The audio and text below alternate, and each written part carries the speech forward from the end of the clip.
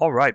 In this section, we're going to go over something that is very important in the sales process. I know I probably equated everything I've said so far as very important, but really what we're going to go over is something called, or I like to call, steadfast behaviors. So these are behaviors that a salesperson, successful salespeople, consistently implement throughout their sales process to establish and reinforce the likelihood of closing the business. All right, and you are going to get a little bit of adherence, and you're going to hear a little bit on the pillars that I've mentioned to you on establishing that trust value and understanding funding throughout these examples here. So steadfast, essentially that definition is purposefully or dutifully firm and unwavering. So steadfast is making sure that you commit to a duty that you have put in place for yourself, right?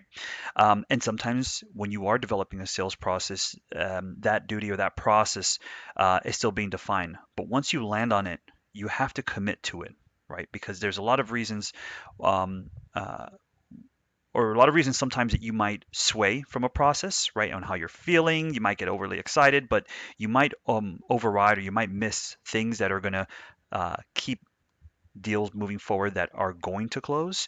And also, it's also potentially have you invest in deals that are essentially dead on arrival, but you're committed or your mindset might shift from that and you're not committing to the process that you've put in place. So just be unwavering in the process you put in place really is a steadfast is what steadfast is, and there's behaviors to reinforce that. So here in these sections here, I'm going to move forward from here. I'm going to align on what this means across the entire sales process. So a a steadfast salesperson is resilient to rejection, right? Rejection, you're going to treat every yes and every no as data, right? And committing to that process, again, you are going to hear yeses, you are going to hear nos, no matter how seasoned you are. It's just part of the business, right? Um, so when someone tells you no, quickly understand why, right? And if it's a hard no, go ahead and challenge that why or that no. For example, I give you an example of a cold call I had this morning where I was calling in to sell a product, a software product to the person, and they said, our leadership team has already made decisions on the product that they're going to use years ago. It was handed down from the father of the current owner, and nothing's changed. So I could have just hung up that call and just said, okay, it is what it is. But then challenging, telling that no and using it as data and challenging that no and saying, listen, Stacy was a young lady's name that I was speaking to. I said, I'm pretty sure the solution that you adopted or the company's adopted over, it seems like almost 40 years ago, started with a phone call just like this, right? And it kind of shifted her mindset. Well, as soon as I said that, it said, okay, maybe you're right. Just because this it is a sales call, which I've identified earlier, I turned that no as data and trying to use that in a way that is kind of going to resonate with that person, right? And I did get rejected to it, but I got enough information that I could start going after people in the company, and using that information, again, data, and saying, I can kind of curate that conversation and saying, hey, I'm pretty sure you're comfortable with the technology that you have today, but consider this: your competition, if they're providing the exact same service as you are, but they just so happen to are a little bit more streamlined in how they do things, which is the product that was selling, it helps streamline processes. It's going to help shift their mindset as well, the decision makers, right? So all knows, get the data, right?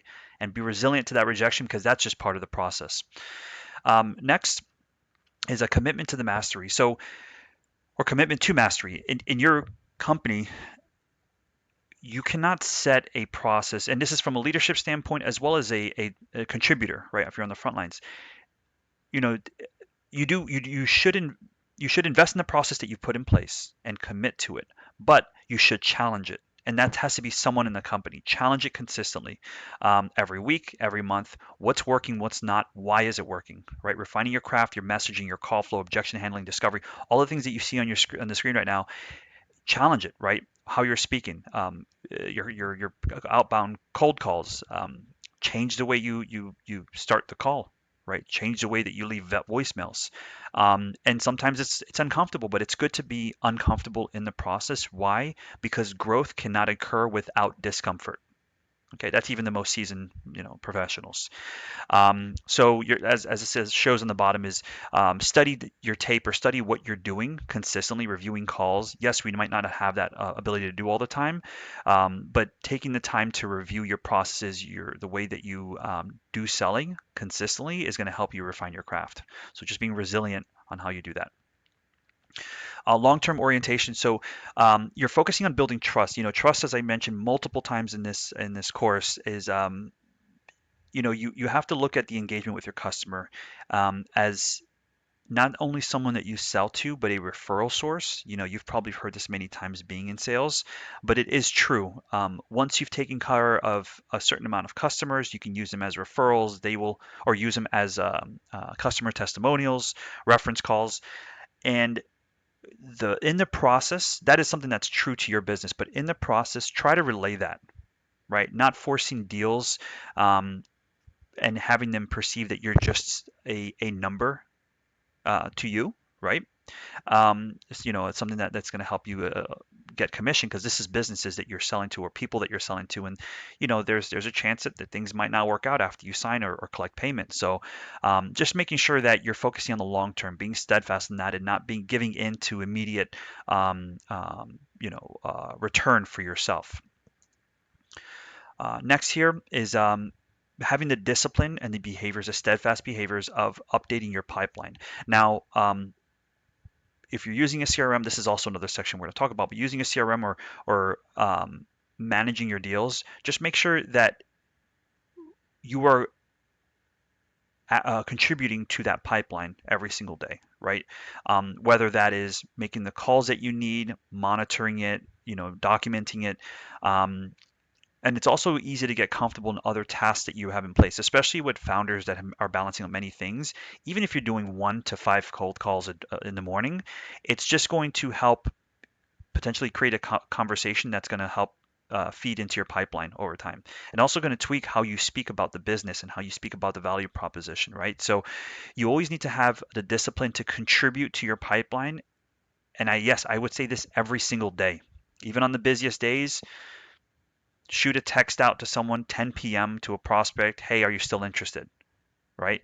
That mindset is going to help your business grow exponentially. Whether it is going to lead to a deal, tweak the value proposition and how you speak on it, and also um, plant the idea in the mind of someone that may not want to buy from you, but also refer you to someone. So it's always important to contribute. Anybody that's contributing to the sales of a company needs to contribute daily, and not just managing deals and admin activity. Speak to prospects as much as you can. Follow up and consistency. So I do get questions about this from sales team members and sales leaders. How consistent should we be reaching out, and how do we do it so we don't sound like we're too pushy? Um, it is a skill set. It is a craft that you have to practice. And a lot of this, as I mentioned earlier in this course, is that you have to do research on who you speak to and understand the mindset of who you're speaking to, um, because that can kind of give you the understanding of how best to communicate with them. So, as soon as you go up, to C level or more director level, you're going to meet a lot of people there. If they're decision makers and they're your point of contact, they just want to go straight to the point, right? And you do have to give them the opportunity to have some space in the touch points that you have. Okay, and that's really relative. That you have to feel that out. I wouldn't say do a daily outreach, to the person, but every 48 hours is for me is a rule that I put in place every 48 hours, and I would say business days, every 2 business days. Um, just to quickly get an idea of what's going on in the deal. Are you still interested? And how you speak on that without sounding, again, I'm not, yeah, you could say the word desperate. There's a way to say it in messaging, not to sound desperate. Just the way you would want to relay this information is have them think when you're saying, are you still interested?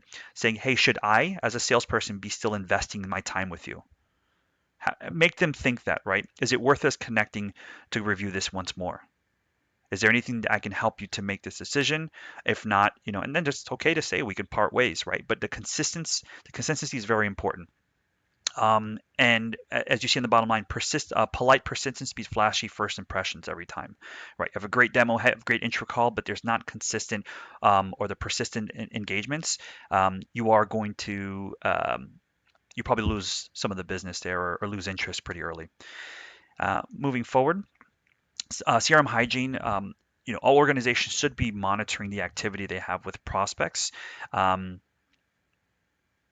to scale a business and to keep track of what's successful and what's not working, you have to monitor it either through a CRM. There's many on the market, and as simple as putting it on an Excel sheet if some businesses don't have it. So you know what the last touch point was. Being diligent, being steadfast, and putting the next task. If you have deals that are cross bant. And you could do a couple of different sales methodologies here. Budget, authority, need, and time. If they have that already, and you're still in the process of working through the sale, you should always have a task. If you're using a CRM, you have to have a task and a date to do that task. If not, that should be equating to zero pipeline for you, right? You have to do your due diligence because you can't rely on memory, right? I have a terrible memory personally. I write everything down. There are some people that memorize everything, but think about if that person is off or you want to scale the business. You can't depend on them being similar to you. You got to write things down, right? And that just helps you strategize in how to engage with a prospect. And if you have a team, it can help you all strategize together, right? Sales team is trying to work together to kind of close the deals there, as opposed to relying on your memory. And also time blocking. As far as being consistent here, right?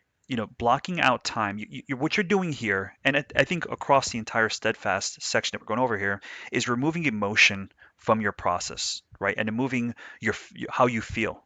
There are times that you might not want to do cold calls. There are times where you might not want to do research on the customer, but having that discipline to set specific time out for certain activities is going to help you get success by default, right? You're not positioning yourself to win by chance or by luck, right? These are things that I don't believe in personally.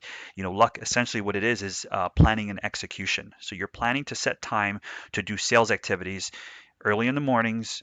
Work on the opportunities, people that are closer to closing on business versus leads that have just come into your pipeline, have shown interest, and maybe gone onto the website. But if you qualified somebody, spend at least an hour a day going over what the next activity should be. Sometimes it's not calling them and emailing them, but even separating, some time, 15 minutes, in how to strategize, researching about the company, learning about if there was a merger and acquisition in the company. Just position yourself that you can help close that business. And again, if they're closer than other opportunities or other leads, invest the time, block time off for yourself. Um, and so also know yourself. When are you best at doing cold calls? And absolutely important, never wing your day. You design it. I mean, this is something that you need to take away as a salesperson. Every day should be planned to the T. Yes, you should even plan your time off, your lunch time, right? Set that time off. Do not disturb on your calendar.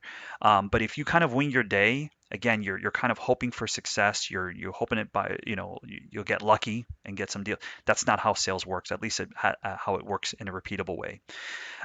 So essentially, that is what steadfast behaviors are. It's creating a system, creating discipline around your day to day, and as I mentioned here, not winging the process, right? And not letting emotion interrupt um, what is going to help you win as a business.